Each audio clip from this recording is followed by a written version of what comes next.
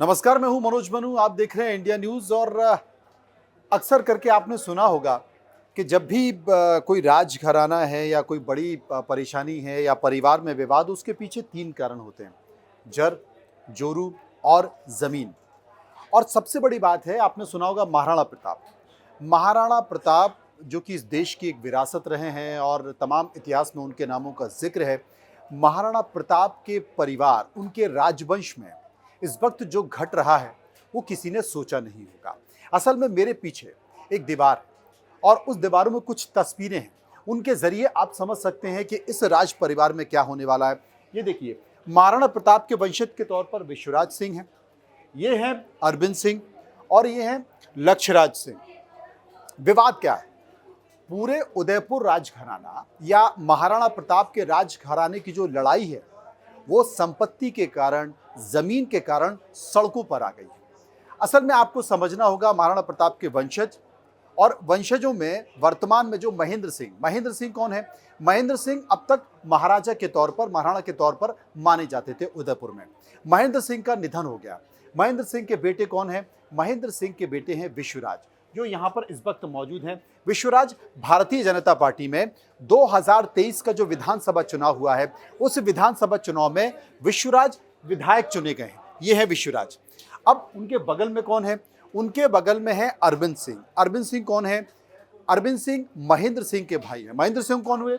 विश्वराज के भाई, विश्वराज के पिता महेंद्र सिंह और महेंद्र सिंह के भाई अरविंद। अरविंद अभी जिंदा हैं, जो फिलहाल बीमार हैं। वो बहुत ज़्यादा एक्टिव नहीं है, बीमारी की हालत में वो घर पर ही रहते हैं, फिलहाल बेड रेस्ट कर रहे हैं। अब ये जो अरविंद सिंह हैं, इनके बेटे हैं लक्षराज। विवाद क्या है अब आप यहां समझिए। इस राजघराने की लड़ाई सड़कों पर आ गई।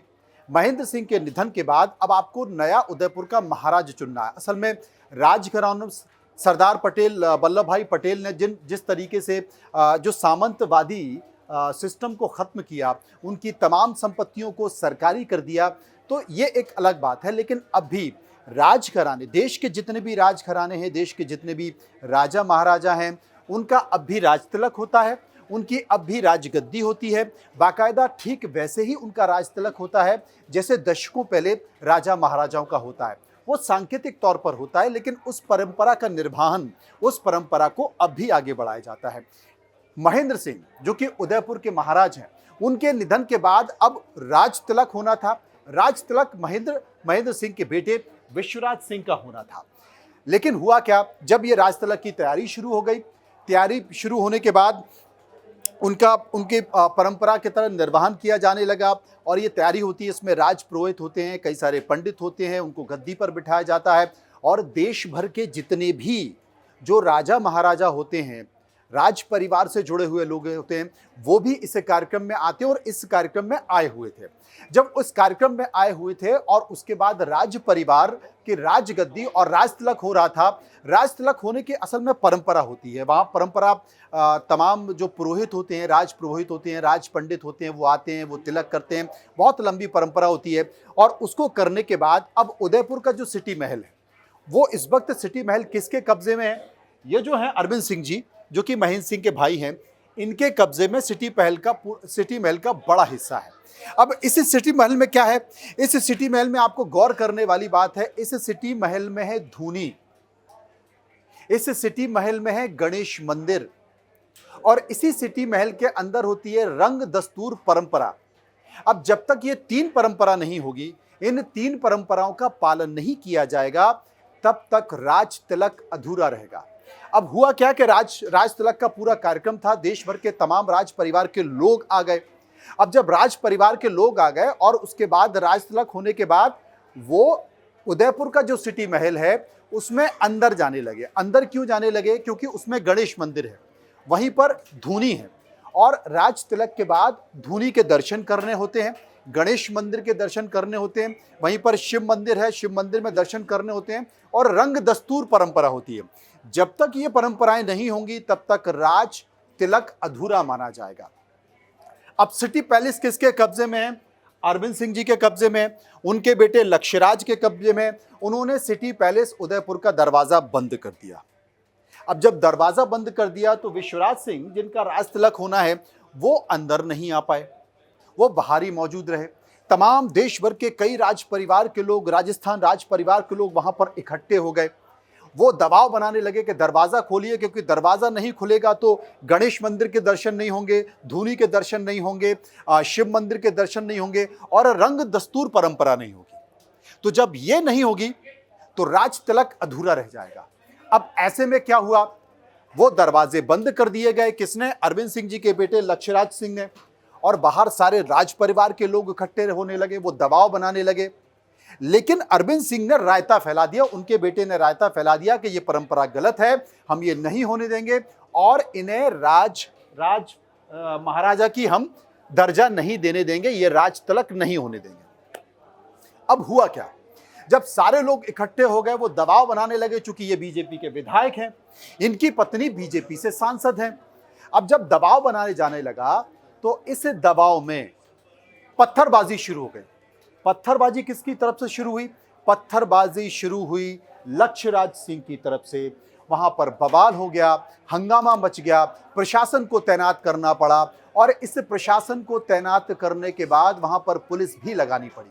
अब यह विवाद खत्म नहीं हुआ, यह विवाद लगातार बढ़ रहा है और इस विवाद के कारण पूरी सरकार परेशान हो गई है कि अब वो करे तो फिर क्या करे।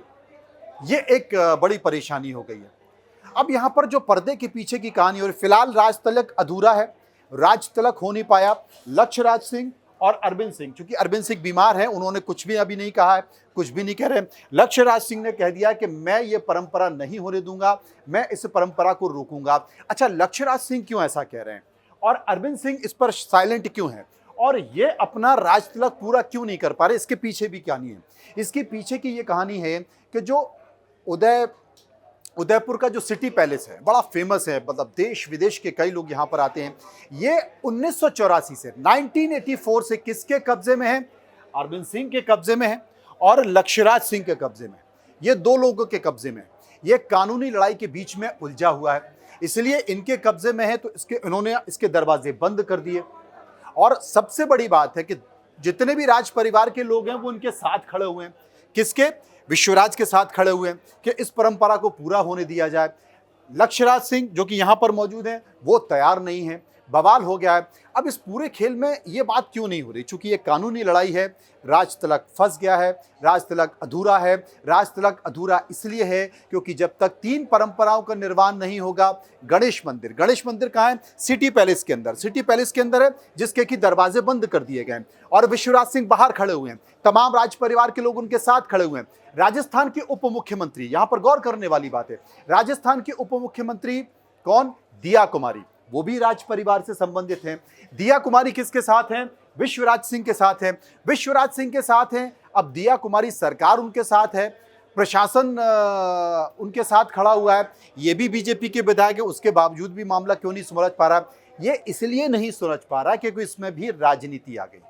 अब दिया कुमारी और राजस्थान के मुख्यमंत्री के बीच कुछ ठीक नहीं चल रहा है। सुनने में यह भी आ रहा है कि जब भाई बीजेपी के विधायक ये हैं, विश्वराज, उनकी पत्नी सांसद है, दिया कुमारी इनके साथ खड़ी हुई हैं, तो लक्ष्यराज सिंह कैसे रोक सकते हैं? परंपरा का निर्वहन के बाद दरवाजा ही तो खुलना है, लेकिन दरवाजा बंद है और इस बंद दरवाजे के पीछे राजनीति चल रही है। राजनीति ये चल रही है कि राजस्थान के मुख्यमंत्री भजनलाल शर्मा मुस्कुरा रहे हैं। अब वो दिया कुमारी चूंकि इनके साथ हैं तो वो भी साइलेंट है, कुछ कह नहीं रहे, यानी कि यहां भी खेल हो रहा है। लेकिन इन सब के बीच देश भर के राज परिवार में इस बात को लेकर चर्चा है। प्रशासन कोई समझौता कराने की स्थिति में है, लेकिन लक्ष्यराज सिंह मानने को तैयार नहीं है। ये पूरा मामला कानूनी है। 1984 से एक उदयपुर सिटी पैलेस का बड़ा हिस्सा लक्ष्यराज सिंह और अरविंद सिंह के कब्जे में है। फिलहाल राज तिलक अधूरा है। किसका अधूरा है? विश्वराज सिंह का अधूरा है और सहमति बन नहीं पा रही है। उदयपुर का ये राज परिवार का विवाद पूरे प्रदेश और देश में चर्चा में बना हुआ है। सरकार मूक दर्शक बनी बैठी है, प्रशासन समझौता कराने की कोशिश कर रहा है, बात बन नहीं रही है। और इधर दिया कुमारी उप मुख्यमंत्री और राज्य के मुख्यमंत्री भजनलाल शर्मा के बीच स्थिति समझ नहीं आ रही है। अब क्या हो रहा है, हम सबको इंतजार करना पड़ेगा और देखेंगे कि इस मसले पर सहमति और बात बन पाती है या फिर नहीं। फिलहाल इतना ही। नमस्कार।